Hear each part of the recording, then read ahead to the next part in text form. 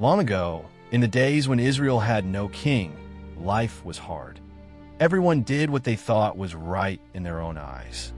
Sometimes the people followed God, but many times they forgot him, disobeyed, and worshipped idols. And each time they did, trouble came. This time, the trouble came in the form of a ruthless king, Jabin, ruler of Canaan. He had a powerful general named Sisera, a man known far and wide for his brutal strength and terrible chariots. 900 iron chariots, like tanks in a time of horses. People would tremble at the sound of his army moving. When leadership is missing, or when people ignore moral guidance, confusion and injustice spread. Just like Israel in those days, our communities can suffer when everyone follows their own truth without accountability or shared values. For 20 years, Sisera bullied the Israelites. His soldiers raided villages, stole crops, burned homes, and took anything they wanted, and no one could stop him. Ehud, the son of Gera, was the last judge who could have saved Israel from the oppression of King Jabin of Canaan.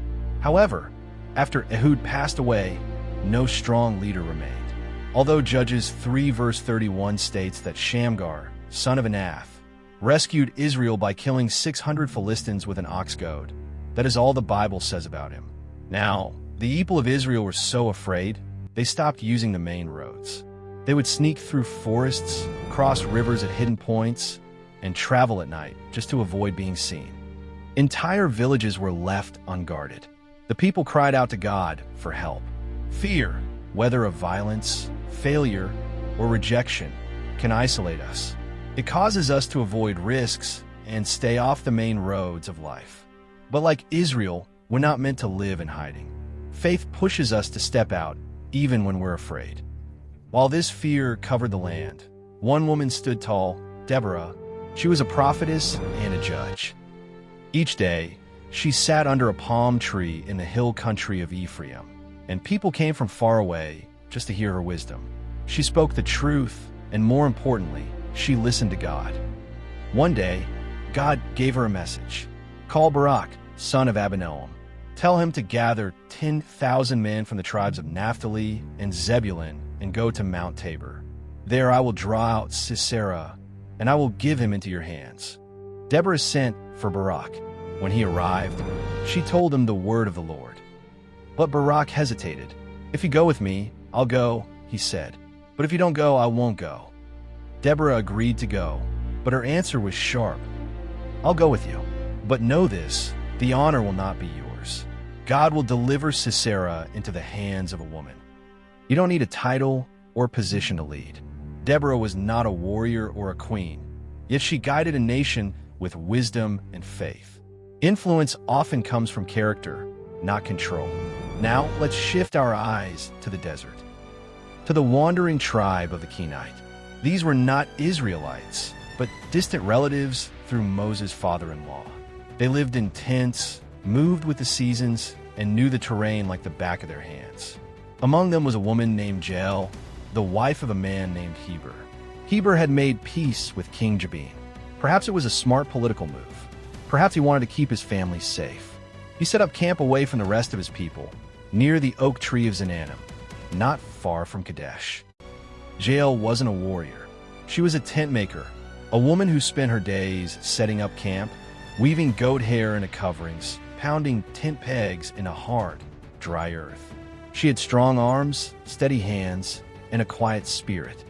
She watched the world carefully. She listened more than she spoke. But Jael had been watching what was happening in the land. She saw the Israelites suffering. She heard about the raids. Maybe she gave water to crying mothers. Maybe she helped a child find food.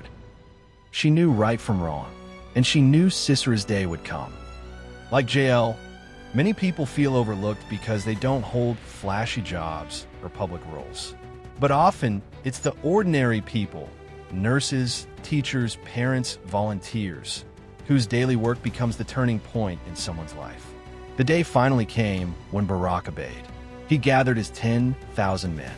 They climbed Mount Tabor while Deborah stood with them. Sisera heard the news and came rushing with all his iron chariots to the Kishon River. His army spread out, confident as ever. but they didn't know that God had set a trap. Suddenly, the skies darkened. A storm came. Lightning, thunder, torrents of rain. The ground turned to mud. The heavy chariots, once unstoppable, became useless, stuck in the wet ground. Horses slipped. Wheels sank. Panic spread through Sisera's army. Barak's men charged down the mountain, and God gave them victory. Sisera saw it all crumbling. So he ran, on foot, deserted his chariot, deserted his men. All his pride vanished. He ran for his life. Panting, dusty, wounded perhaps, Sisera spotted a tent. He recognized the place. It belonged to Heber the Kenite, an ally of King Jabin. Relieved, he staggered toward it, and there was Jael standing at the entrance. Her eyes met his. "Come, careful. Come in, my lord," she said. "Don't be afraid." He rushed inside. "I'm thirsty," he said. Jael gave him milk in a fine bowl. She even covered him with a warm blanket.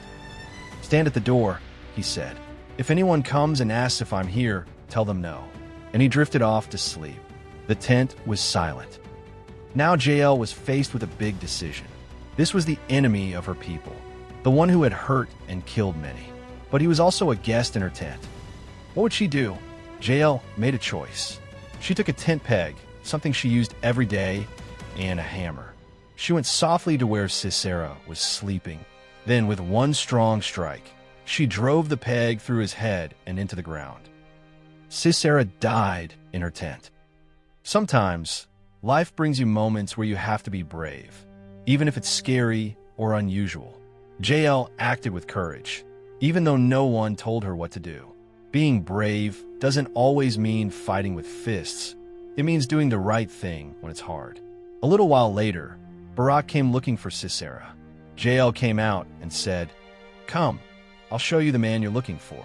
She took him inside, and there was Sisera dead. Barak must have been shocked. A woman, not a soldier, had finished the job, just like Deborah said.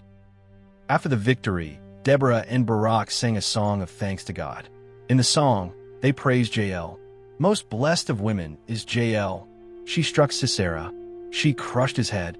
She shattered and pierced his temple. Deborah also sang about the tribes of Israel.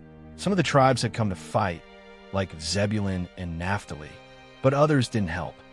Reuben stayed home with his sheep. Dan stayed with his ships. Asher stayed on the beach. Every generation faces moments where action is needed.